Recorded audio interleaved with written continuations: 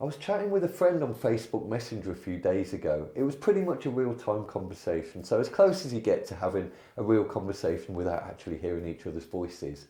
And she told me about 5 photographs, times that she'd spent with her family when she felt really happy. A few minutes later, she came back on and she typed, "I've just been thinking about those times again and wow, I feel so happy now." It's that easy to make ourselves feel happy and give ourselves a bit of a mood lift. But wouldn't it be great if we could feel like that all of the time? Actually, I think that's a trick question. One, I don't think that it's possible to feel like that all the time. And two, I'm not sure it would be a great idea anyway. Because think about when you buy a new pair of shoes and they rub your feet. 2 days later, they're still rubbing your feet, the shoes are still expanding, but you've stopped noticing. If we were to be in that happiness state all of the time, we'd stop noticing it and just become normal to us after a while. I'm not sure that it's realistic for human beings to feel great all of the time, because there is stuff happening around us all of the time, and no matter how good we become at responding better to situations, we do get affected by things going on around us. So it is kind of normal for our mood to drop sometimes. So what we need is a way to lift that mood, to make ourselves feel happy, like my friend did by reviewing her photographs, by thinking about her happy memories again.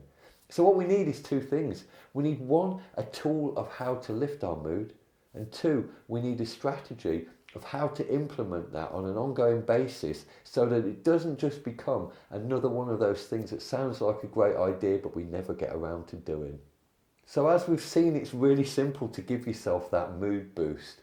And I don't think my friend was consciously using any tools or techniques to do that. It just kind of happened. And it's great that it can happen like that. And I'm sure that it's happened to you at some point in the past. But what we can do, we can look at a way to deliberately do this, to make this happen on demand. There are 2 ways that you can remember things. One is we can review them, and the second is we can relive them, and we get a very different experience from each of them. Let me give you an example of each of these. The first one is, I went on holiday a few years ago with some friends to Halkidiki in Greece.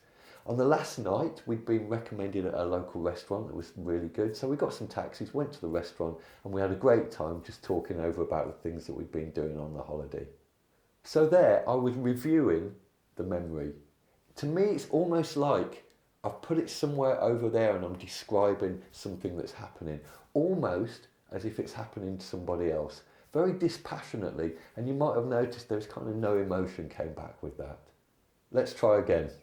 I went on holiday a couple of years ago with some friends to Halkidiki in Greece. Weather was fantastic, we had a great time.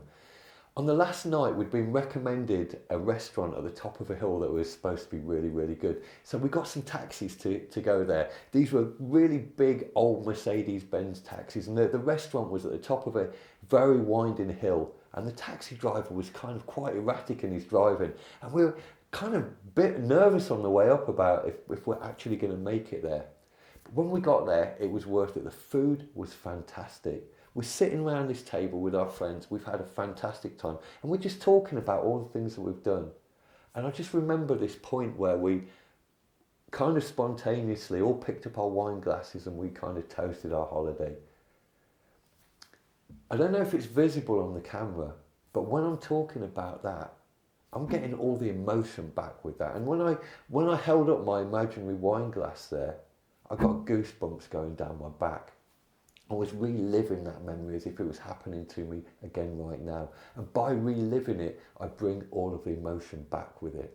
The differences between the 2 are quite subtle. The first time I was telling you, it was very factual. The second time I was telling you the story, and I was putting myself in the story. And what I was also starting to do was talk about it in the present tense as if it's actually happening now. We're sitting in the restaurant, not we were sitting in the restaurant. We're sitting in this restaurant, I'm there with my friends, we're talking about what happened in the past, and then we raise our wine glasses spontaneously.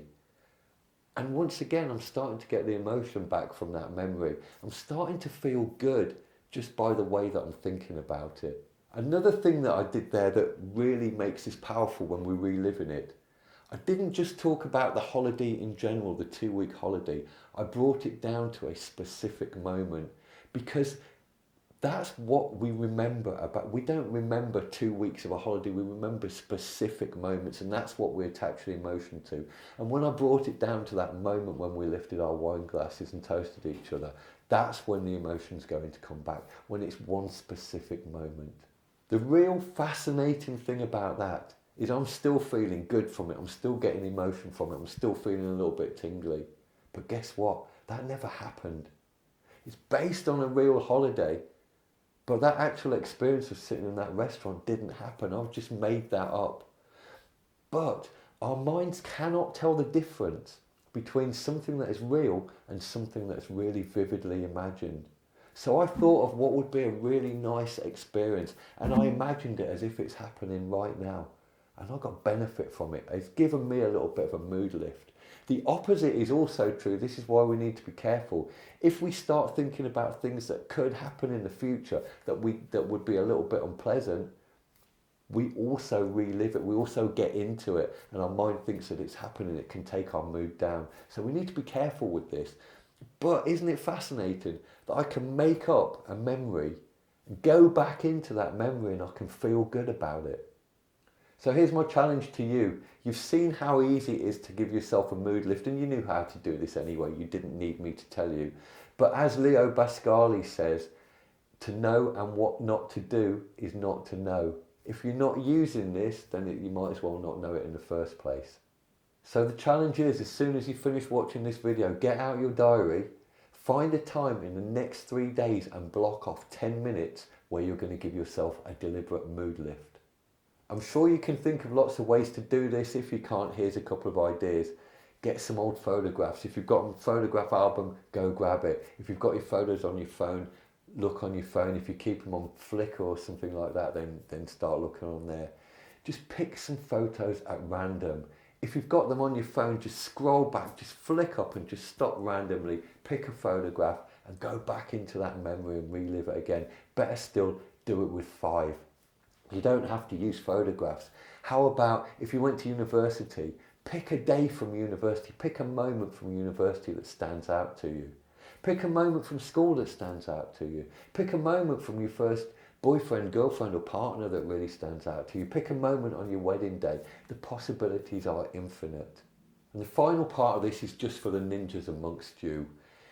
There are times where life will drag you down and it will be hard to think of a moment that's going to lift your mood. So how about when you do this deliberately, when you remember something from your past and you do get a mood lift from it, why not write it down? So that if you ever need a bit of inspiration, you've got a list of things that you already know, you can go back into that memory and give yourself a boost from it.